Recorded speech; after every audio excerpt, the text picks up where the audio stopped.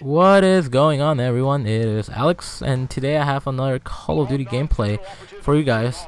Today I'm using the MP11 with a silencer, and I usually use a foregrip just because the kick is kind of weird, and it's just really hard to use this gun, just because it's just insanely hard. If you slap in a silencer, which I usually do, the damage just goes down and the range goes down by a lot, even though they don't tell you, but it really goes, damage really goes down, and it's just really challenging for you to use, and you're gonna die a lot. So the best thing to do is just not have anything, maybe just a foregrip, and not slap a silencer. But I usually I like being stubborn sometimes, especially with this gun, because ever since Modern Warfare 2 I used the mini Uzi, and I just like that gun, and so ever since Modern Warfare 2 I've been looking for a replacement for the mini Uzi. But in every game there's one that looks like the mini Uzi. I'm not lying, I'm not kidding around. There's always one that looks insanely like the mini Uzi. I don't know why they do that, but there is. And so usually every time they have a gun similar to the mini Uzi, I use it. I slap in a silencer, and most of the times it sucks so bad. It's a horrible gun that they put. But the MP11, don't get me wrong, it's also horrible. It's one of the worst guns in the game.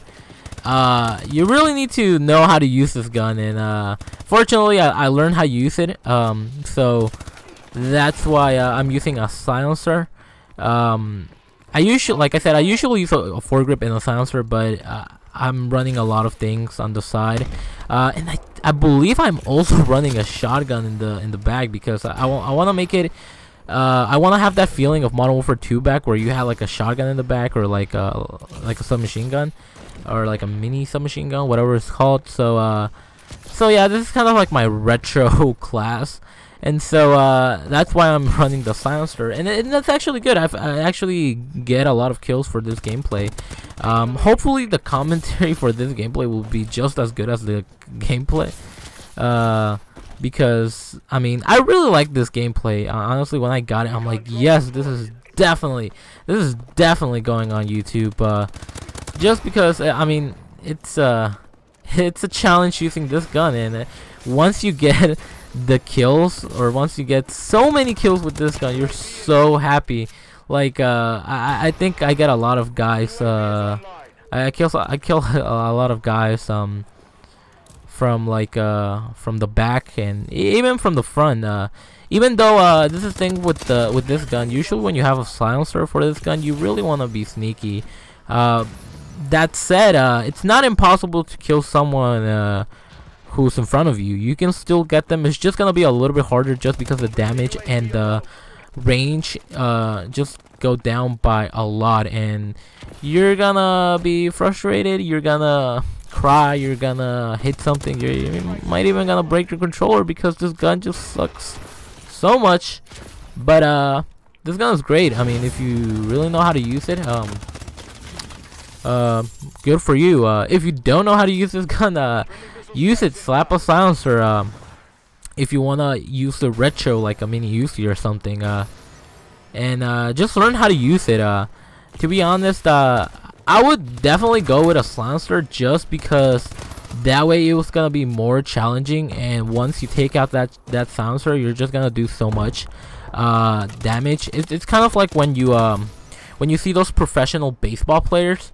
Usually when they're in the cage, or like when they're not playing, or when their turn is gonna be maybe next, when they're gonna be next, etc. You know, hopefully you guys know what I mean. But usually baseball players, they put like a little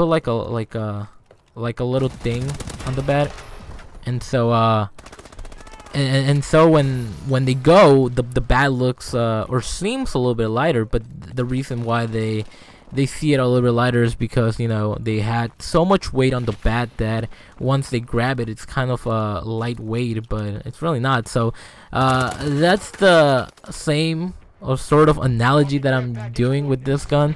That if you want to get better at this gun, just slap in a silencer. it's really gonna help. And if you're using a silencer, be as sneaky as you can.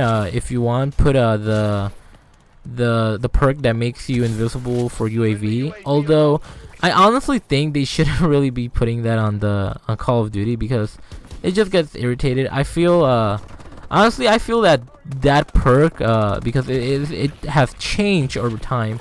In Black Ops 1, it used to be Ghost.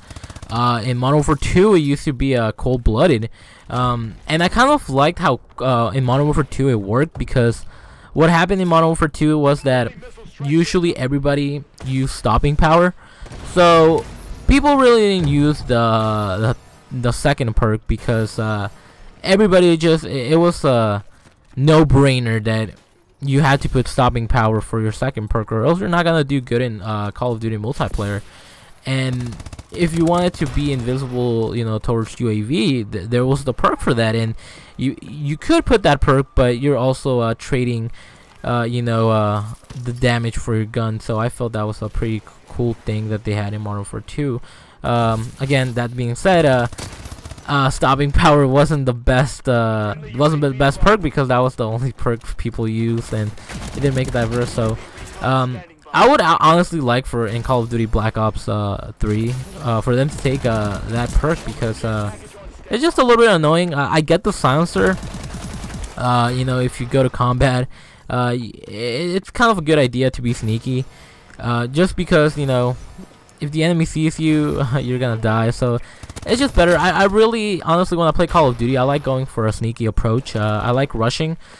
Usually that's why I don't really get my kill streaks as fast, because I've seen a lot of commentators and a lot of people on YouTube just post a lot of gameplay, but I seen them kind of camping in a way, and then they keep you know, hating on campers, but in a way they kind of do the same thing. And I guess it's okay when you're defending a flag or something, but some people just defend it too much that it kind of goes from defending to kind of camping, and that's why a lot of people, you know, that have good kill streaks, or you know, just put videos on YouTube, they get a lot of kill streaks. They get almost like the what's it called, the Paladin or something, like the chopper gunner in this game.